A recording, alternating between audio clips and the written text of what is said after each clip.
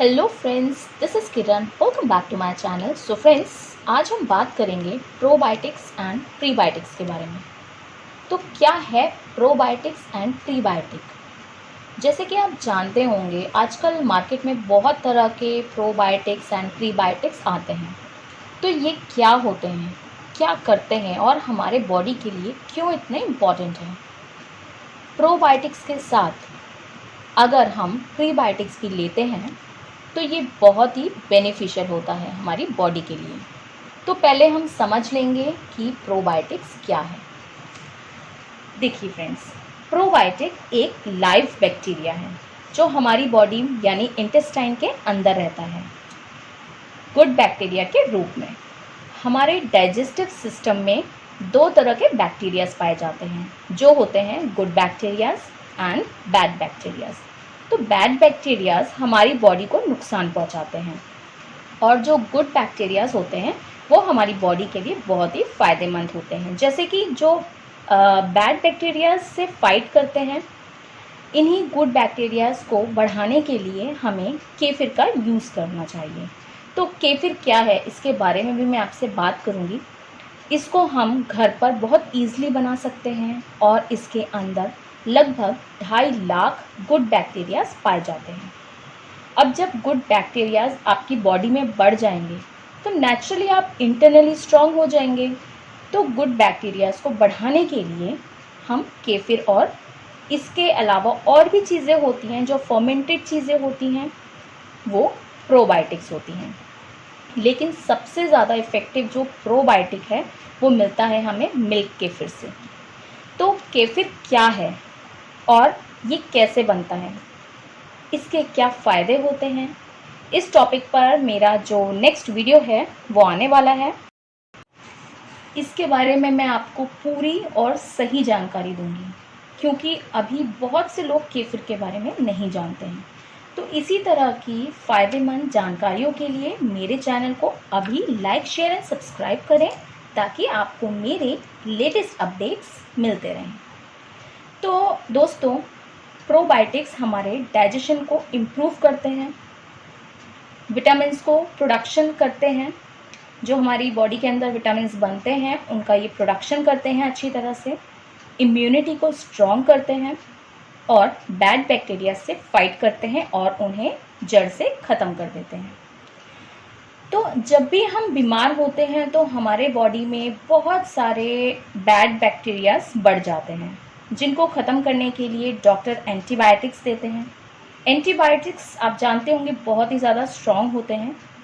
इनको खाने से जो बैड बैक्टीरियाज होते हैं वो ईज़िली ख़त्म तो हो जाते हैं, लेकिन इससे हमारे इंटेस्टाइन में जो गुड बैक्टीरियाज होते हैं वो उनको भी डिस्ट्रॉय कर देती हैं। तो एंटीबायोटिक्स के कारण गुड बैक्टीरियाज के डिस्ट्रॉय होने के वजह से डाइजेस्टिव सिस्टम ख़राब हो जाता है, जिसके वजह से हमें डायरिया हो जाता है यानी लूज मोशन हो जाते हैं। डायरिया के कारण बॉडी में से हाई अमाउंट में इलेक्ट्रोलाइट्स और वाटर का एक्सक्रीशन हो जाता है, जिसके वजह से हमारी बॉडी वीक हो जाती है और बॉडी का इलेक्ट्रोलाइट भी बिगड़ जाता है। जो खाना हम खाते हैं वो भी बॉडी ठीक से एब्जॉर्ब नहीं कर पाती, इसी वजह से हमारी बॉडी वीक हो जाती है। तो यहाँ आप समझ पाए होंगे कि गुड बैक्टीरियाज हमारे लिए कितने ज़रूरी हैं। इन्हीं गुड बैक्टीरियाज को हम प्रोबायोटिक्स कहते हैं जो हमारे बॉडी में पहले से ही पाए जाते हैं, लेकिन किसी वजह से हमारी बॉडी में यानी इंटेस्टाइन में इन गुड बैक्टीरियाज की संख्या कम हो जाती है। तो हम दवाइयों के रूप में इन प्रोबायोटिक्स का सेवन करते हैं। तो इसलिए कहना चाहूँगी कि प्रोबायोटिक्स हमारी बॉडी के लिए बहुत ही ज़्यादा ज़रूरी है। तो हमने प्रोबायोटिक्स जाना कि क्या है, अब हम बात करेंगे प्रीबायोटिक्स के बारे में।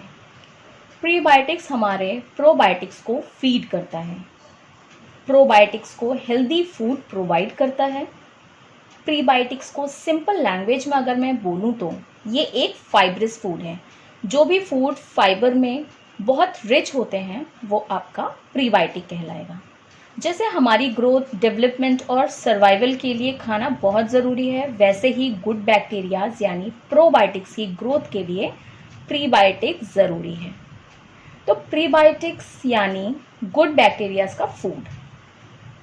प्रीबायोटिक्स प्रोबायोटिक्स को न्यूट्रिशन प्रोवाइड करते हैं, जिससे इंटेस्टाइन में प्रोबायोटिक्स की ग्रोथ बढ़ती है, और जब गुड बैक्टीरियाज ग्रो करते हैं तो स्ट्रॉन्ग होते हैं, और स्ट्रॉन्ग होंगे तो बैड बैक्टीरियाज को मारने में ईजिली सक्सेसफुल हो जाएंगे। तो जैसे कि हमने जाना, प्रोबायोटिक यानी गुड बैक्टीरियाज जो हमारी बॉडी में पाए जाते हैं, मेनली लार्ज इंटेस्टाइन में, जो कि बहुत बेनिफिशियल है हमारे इंटेस्टाइन और हेल्दी डाइजेशन के लिए। इसके साथ ही हमने जाना कि प्रीबायोटिक्स प्रोबायोटिक्स का फूड है, जो कि गुड बैक्टीरियाज को न्यूट्रिशन प्रोवाइड करके उनकी ग्रोथ को बढ़ाते हैं।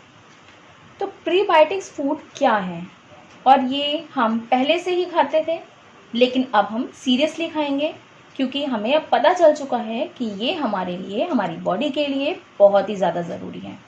तो इनमें से है जैसे कच्चा प्याज। तो प्याज जो है वो एक फाइब्रस फूड है। बनाना यानी केला, इससे हमें मिलता है फाइबर, पोटेशियम, मैग्नीशियम। सेब यानी एप्पल, एप्पल को हम कोशिश करेंगे कि छिलके के साथ ही खाएं। गार्लिक यानी लहसुन, तो लहसुन की 2 कलियां रोज़ सुबह खाली पेट खानी चाहिए, कच्ची। इससे कोलेस्ट्रॉल एंड ट्राइग्लिसराइड में फ़ायदा मिलता है।